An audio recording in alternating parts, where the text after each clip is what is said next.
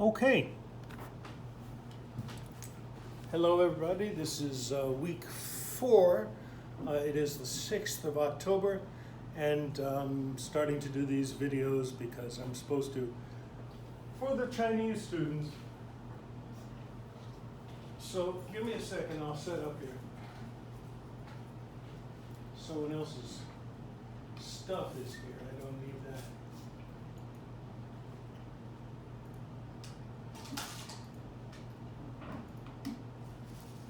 The heck is that? I don't know.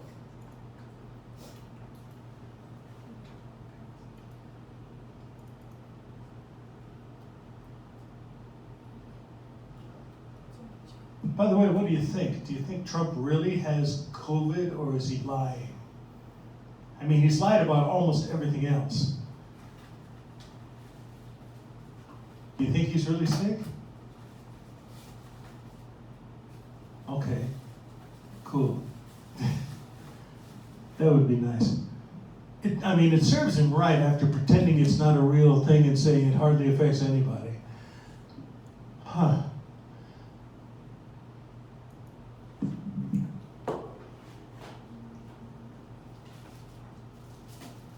Okay, let's see. Maybe I'll just try this old-fashioned browser here.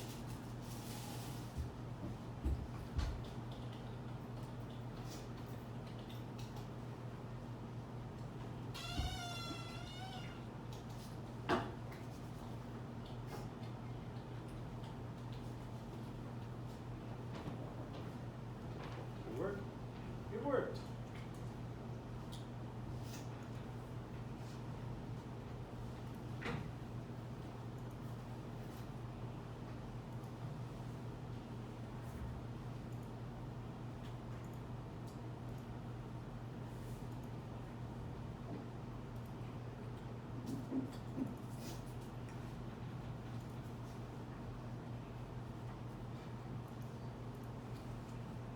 Okay.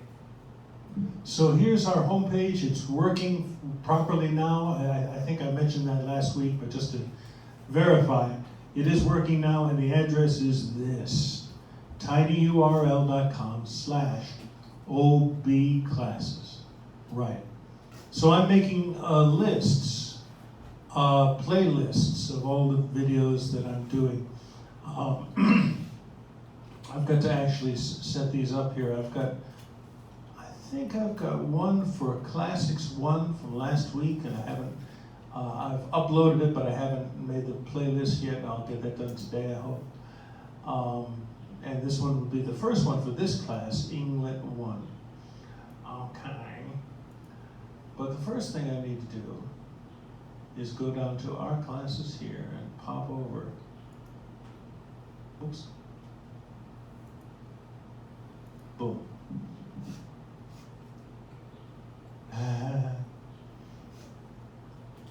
To this. I want to go through the main point of what we've read so far of the wife of Bath's tale, and then finish it, and then add to that. We've got the nun's priest's prologue, tale, and epilogue to do also. Cool. So let me pop open. Let me see what everything is here.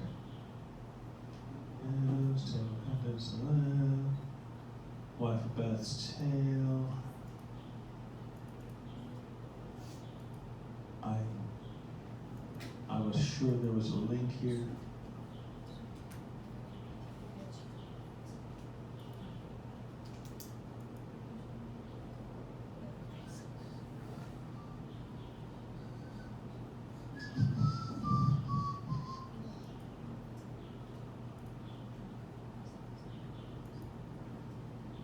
Okay, this seems to be the right one.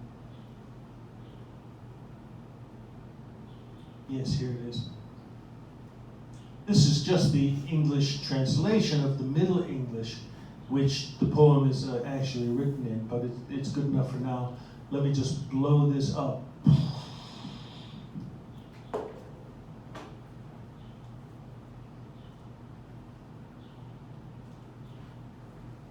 As I gotta pick it up here, this is Canterbury Tales, The Tale of the Wife of Bath by Geoffrey Chaucer. This is not the one I wanted, though. Oh, wait.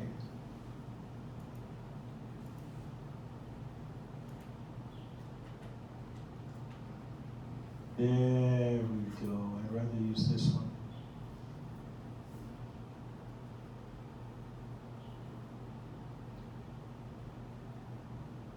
Boom. Side-by-side translation over here.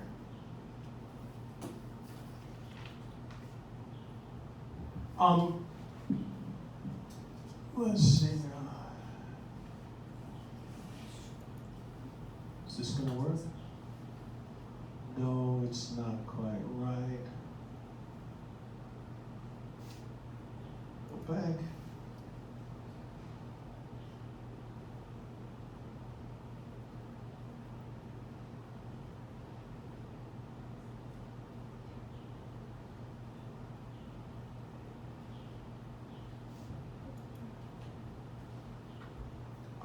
There it is, there it is.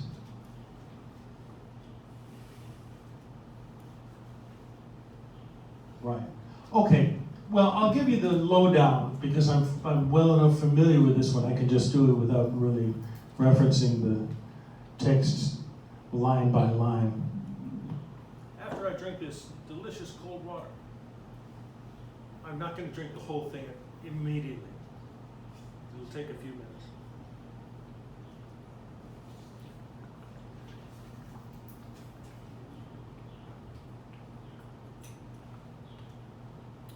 See, there's some left. Okay.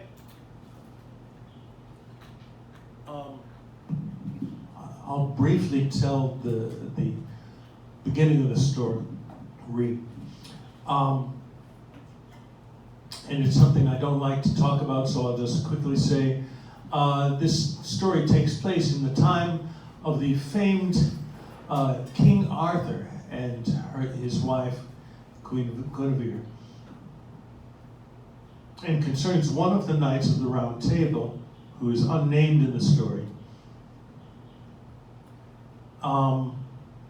who was a bad person and actually raped a young woman. Sorry, that was bad timing, but welcome to the classroom.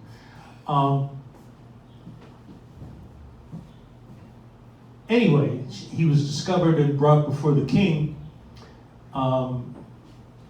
The normal punishment for that kind of crime is suitable. They would have cut his head off.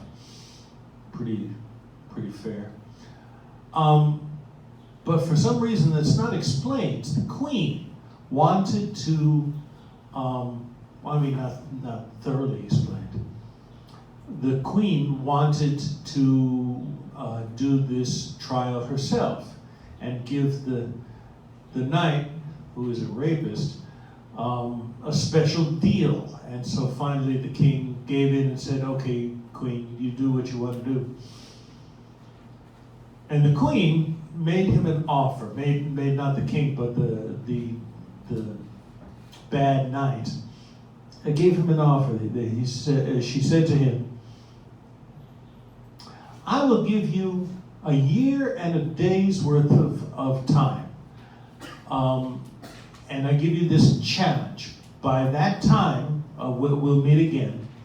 And you have to tell me the answer to the question, what is it that women want most? And the knight was not real pleased about this because it's a tough question to answer. But he said, well, it's better than getting my head cut off, so I guess I'll agree to that. And so that was the end of that part of the court case. And the knight went around England, everywhere, asking people, and especially asking women, of course, what is it that women want? And he got a whole lot of different answers. Some people said they wanted beautiful clothes. Some say they want They want a man who will love them completely and never cheat on them. And, you know, a bunch of other answers, many different answers. No two women answered the same way. And so he was no closer to coming up with the correct answer that he could feel sure of. And he was almost ready to give up. He was on the last day and he had to go back to court and give, you know, the best answer he possibly could, and hope for the best. And as he was traveling back to the castle, he saw a ring of beautiful maidens dancing in a circle, but when he made noise, they all disappeared. This is very much like what happens in, I can't remember if it's The Hobbit or the first book of the Lord of the Rings, but yeah, they all were dancing and singing and they all disappeared. And who was left but this one woman, an old woman, and a very ugly woman. I guess we have to imagine how ugly she was. I think all women are beautiful, so I can't imagine what an ugly woman would even look like. But she's not a bad person. Anyway, the knight told her what his mission was, to find out what women want most. I'm telling this to the Chinese students because they weren't in class last week. No, let me say that differently. Because I didn't make a recording of our last week's class, so I just want to catch you up. This old woman said to him, I know the correct answer for sure, for certain, and the queen will agree with me. If you want me to help you, all you have to do is promise that after you're successful, you have to comply with whatever it is I request of you. And the knight was saying, well, what do I have to lose? I mean, if I'm wrong, then I'll be killed anyway. And, you know, if I'm still alive, then I still have a future in front of me. So I accept. I will do whatever it is you request of me. And so they go to the court, and the queen is there. Apparently everyone has a great memory and remembered exactly the right day. So they all showed up, and the knight was there, and the old woman was there. She still hasn't told him the answer. And so the queen asks, are you ready to tell me what women want most? And the old woman whispered quietly to the knight and gave him the answer. And so the knight said, huh? Really? Well, okay, here we go. The thing that the women want most, and let me see if I can find exactly what it is. So I want to get it right.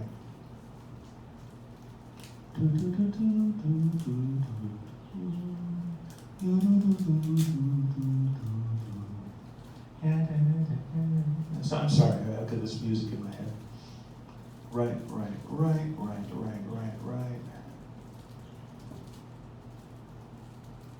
Here it is.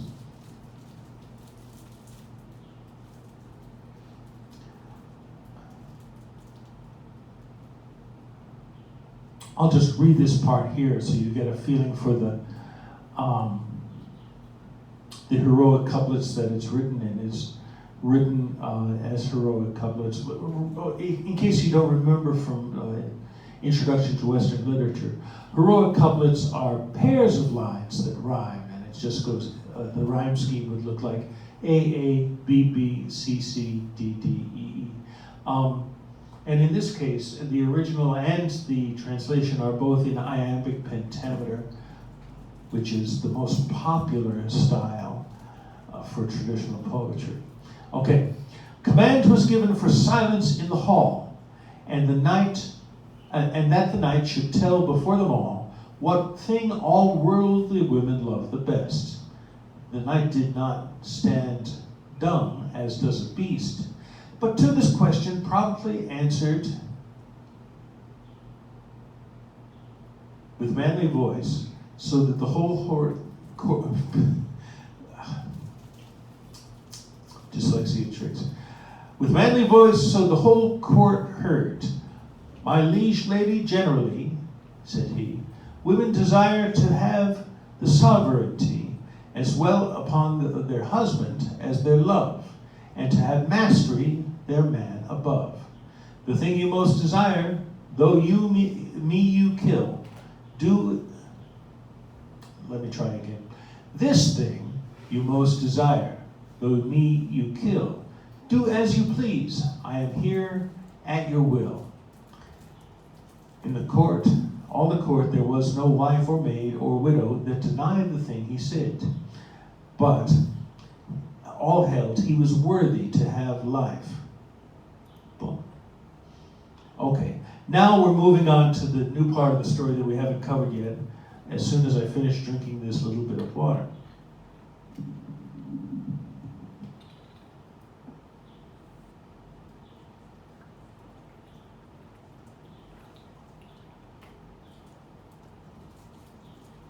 I'm going to get more water after this is done.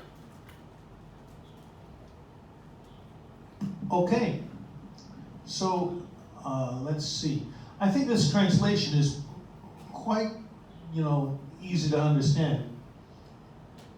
As a matter of fact, if you look back and forth at the original Middle English, which is on the left side, and the translation on the right side, you can basically figure out what the original was saying, because it's very carefully and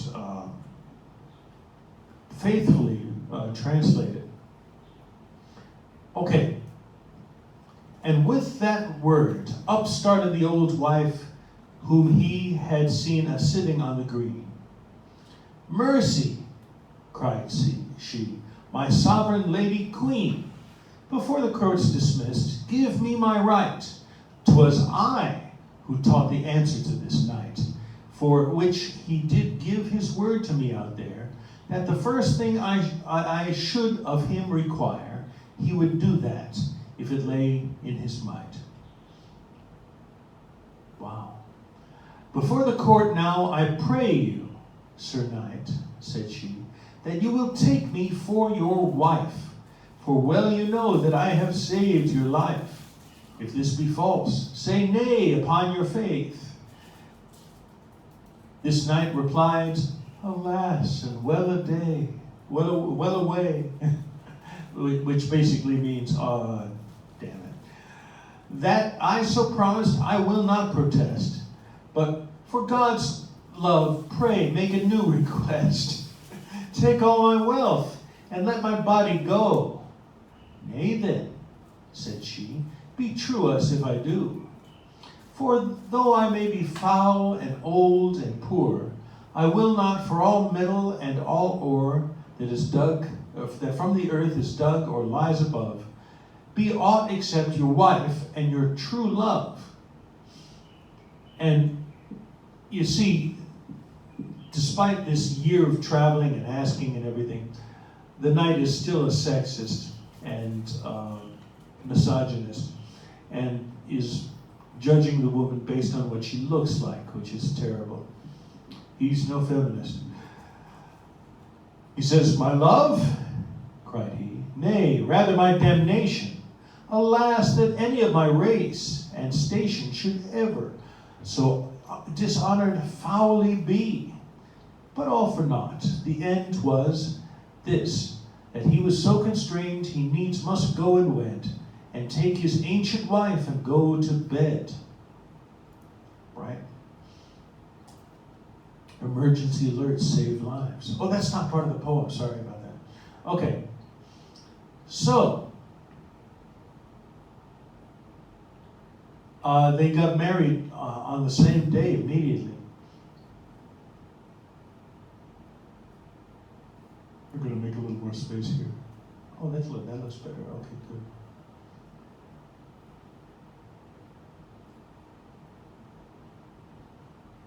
So they got married on the same day. There was no joy or feast at all. There was but heaviness and grievous sorrow. For privately he wedded on the morrow. Oh, it was the next day, sorry. And all day then he hid him like an owl. So sad was he, his old wife looked so foul. Meaning disgusting and bad.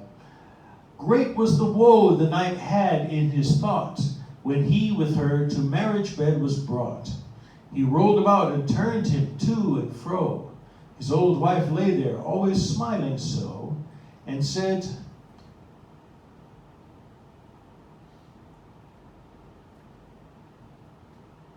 "Oh, my dear husband, Bensity."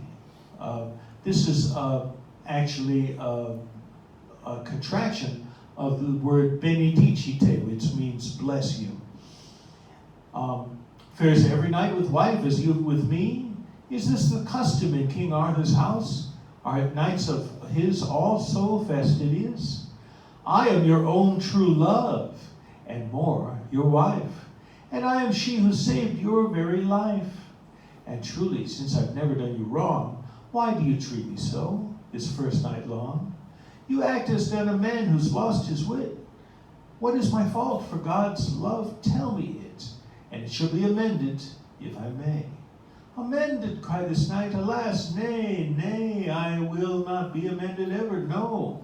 You are so loathsome. What a son of a bitch. You are so loathsome, and so old also. And therewith of so low a race were born, it's little wonder that I toss and turn. Would God my heart would break within my breast. And then there's an interruption here. Well, it's not everything. Okay. And so basically he's saying, well, the reason I don't want to complete our marriage sequence is because I'm ugly and I'm also poor and low class. She says, is this, asked she, the cause of your unrest? Yes, truly, said he, and no wonder 'tis. Now, sir, said she, I could amend all this if I but would, and that within days 3, if you would bear yourself well towards me. But since you speak of such gentility as is descended from old wealth, till ye claim that for that you should be gentlemen, I hold such arrogance not worth a hen. Find him who is most virtuous alway, alone or publicly, and most tries meaning forever, to do whatever noble deeds he can, and take for him the greatest gentleman. And then she mentions what Jesus talked about related to this. And then we talk about Dante. The wife of Bath, not only during the story like this, but also during her introduction to her story and afterwards, loves to quote famous authors. And here's more. She really can talk about it. Here's back to the story again. Now, sir, with age you have upbraided me, and truly, sir, through no authority.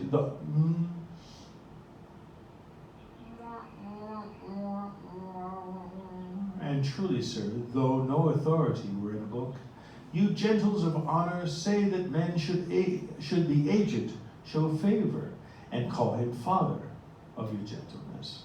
And authors could I find for this, I guess. Now, since you say that I am foul and old, then fear you not to be made a cuckold. A cuckold means someone would cheat on the knight. No. The knight would be cheated on by some other man. Very cis-centric and monocentric and everything. For dirt and age, as prosperous as I may be, in dirt and age, are mighty wardens over chastity. Nevertheless, since I know your delight, I'll satisfy your worldly appetite. And he's probably thinking, this sounds interesting. Tell me more. 2 choices, said she. Which one you will try? No. Try again. I said the words right, but the ingdiao is not correct, so I'll try again. 2 choices, said she. Which one will you try?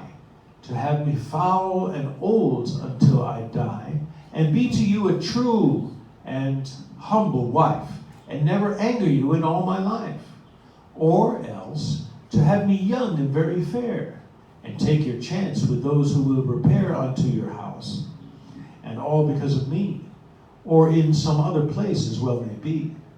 So basically, I can be old and ugly, but never cheat on you, and never make you angry.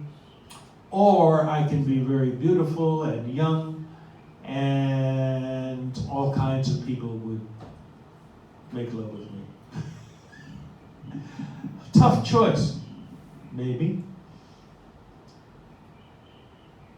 So she says, now choose which you like better and reply.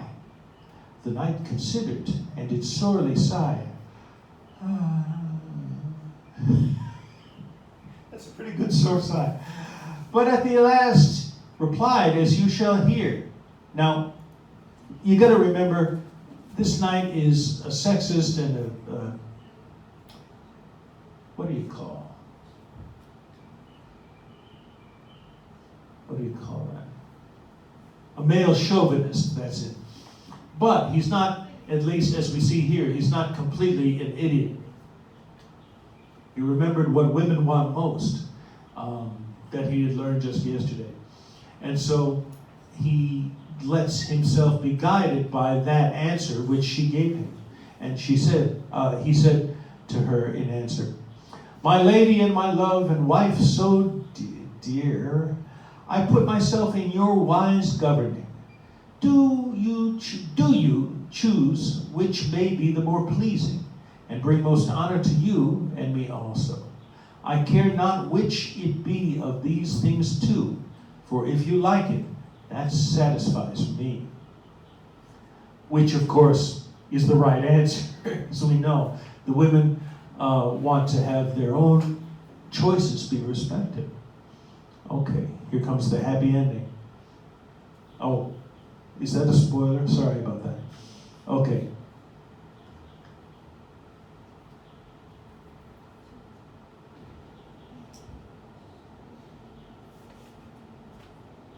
And the wife says, then have I got of you the mastery, since I may choose and govern in earnest? Yes, truly, wife, said he, I'll hold that best. Kiss me, said she, will be no longer wroth, angry. For by my truth, to you I will be both. That is to say, I'll be both good and fair. I pray God I go mad and so declare, if I be not to you as good and true as ever wife was since the world was new. And save I be at dawn as fairly seen as any lady, empress, or great queen that is between the east and the far west. Do with my life and death as you like best. Throw back the curtain and see how it is. And when the knight saw verily all this, that she so very fair was, God, that sounded bad. That she so very fair was, and young too, for joy he clasped her in his strong arms too. Okay. This is just explaining that he has two arms. That's good. I mean, it's not bad if he had more than two arms or fewer. But still, his heart bathed in a bath of utter bliss. 1,000 times all in a row he'd kissed, and she obeyed his wish in everything that might give pleasure to his love liking. And thus they lived until their lives' fair end in perfect joy. And Jesus to us sent meek husbands and young ones, and fresh in bed, and good luck to outlive them that we wed. Oh, and good luck to them.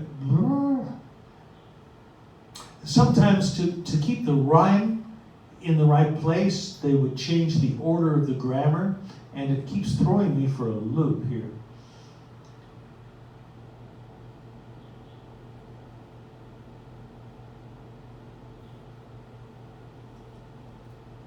And okay, so she says, Jesus to us send meek husbands and young ones and fresh in bed, and good luck to outlive them that we wed. And I pray Jesus to cut short the lives of those who'll not be governed by their wives, and old and querulous niggards with their pence, and send them soon a mortal pestilence. I didn't say a rude word. This is niggard, which is a stingy person.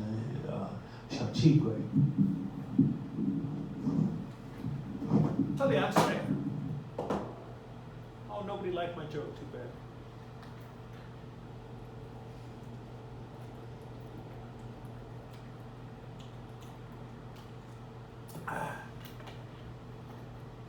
The things I do to make a joke around here. Okay, so to summarize from the middle of the story where we were, they go to the queen and tell her the answer, which is correct, that women want to be in control with their husbands. And the old lady says, well, that's good, but it's me, queen. She's talking to the queen and says, Queen, it was me who told him the answer, and I want everyone to witness this here. I made him promise, before I gave him the answer, that he would do the first thing that I requested of him. And the knight said, yes, this is true. I'm bound to respect that promise. And she says, marry me. And he's like, oh gosh, she's so dirty, old, and poor. But he agrees to do it the next day, and so they get married. On the wedding night, he acts in a way that indicates he doesn't really want to make love with his new wife. And she said, hey, what's up? What's wrong with you? Don't you want me? And he's like, no, not really. And she says, well, I'll tell you what, I'll give you a couple of choices. Either I will be old and dirty like I am right now, but I will always be true to you and never have a boyfriend. Or I'll make myself young and beautiful, and you'll love you'll love the way I look. However, so will every other man around, and probably they would spend time with me. What's your choice? And he considers his answer that he was given to say to the queen that women want to be in control. And so he says, well, it's up to you. You have the best wisdom, and I will let you decide whatever you think is best. I will agree with you, which of course is the correct answer. God bless you.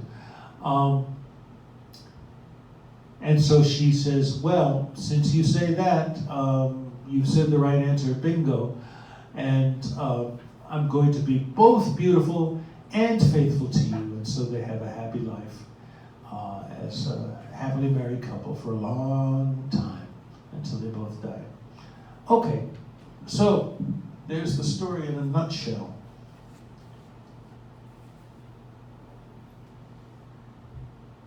Hey, that was good. Cool, I'm happy about that. Okay, now let me go over here. No, not that one. That's right. Okay, so we're done with the Knight's Tale. The Wife of Bath's Tale. Right, good. We only have 5 minutes left in this first hour. Let me just open up 3 translations of the general prologue. so we can compare them.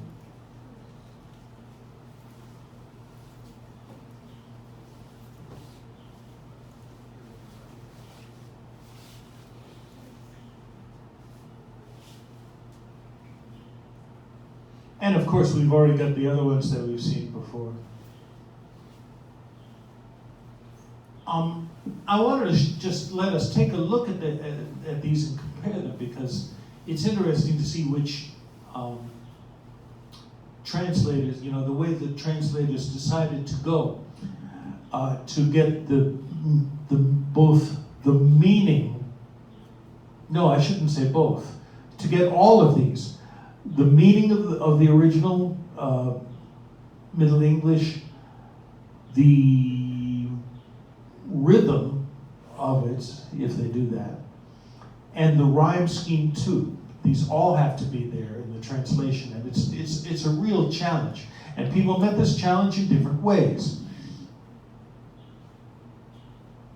Of course, the original is always the same.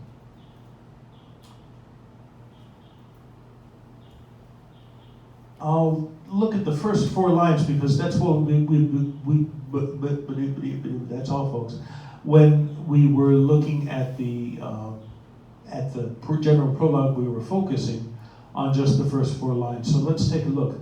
Okay, the original, which I'd love to read out, and because I didn't record this before, I'm going to read it out loud again in my old teacher's instructional pronunciation here. One that April, with his sure soda, the drocht of March hath passed to the rota, and bathed every vine in switch liqueur, of which virtue engendered is the floor. That feels so good to speak out loud, oh my gosh. And now you can practice and you can memorize it, and come next week we'll have a quiz. Everyone has to read it out loud. I'm lying. But here's the first translation of 3 here. When April with his showers sweet with fruit, the draught... I went back to the original one, sorry. The drought of March, God, this is hard. The drought of March has pierced unto the root, and bathed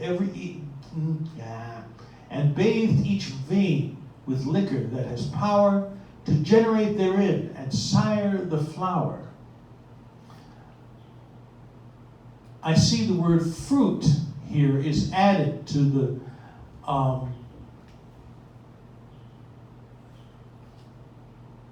translation. It's not in the original at all, the word fruit.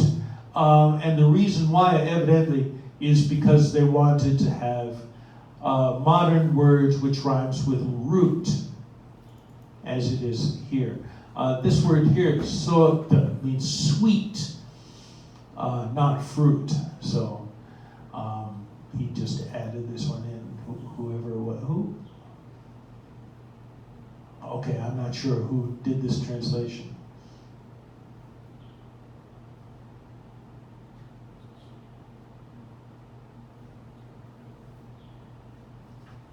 So there's certain changes, like generate therein is the long phrase substitute for engenderate. Okay, let's take a look at the second one here.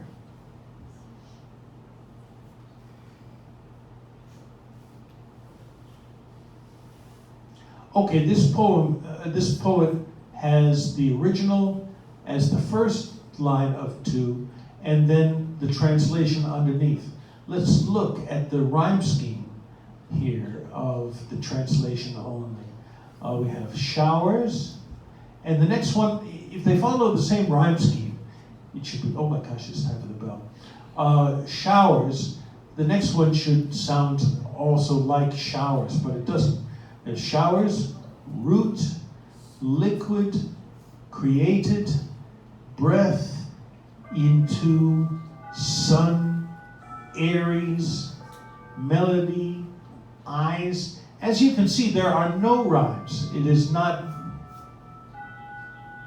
important to this translation that they use the same rhyme scheme. We could look at the meter after the break. Okay, so let's take our break and then we'll continue. Thank you.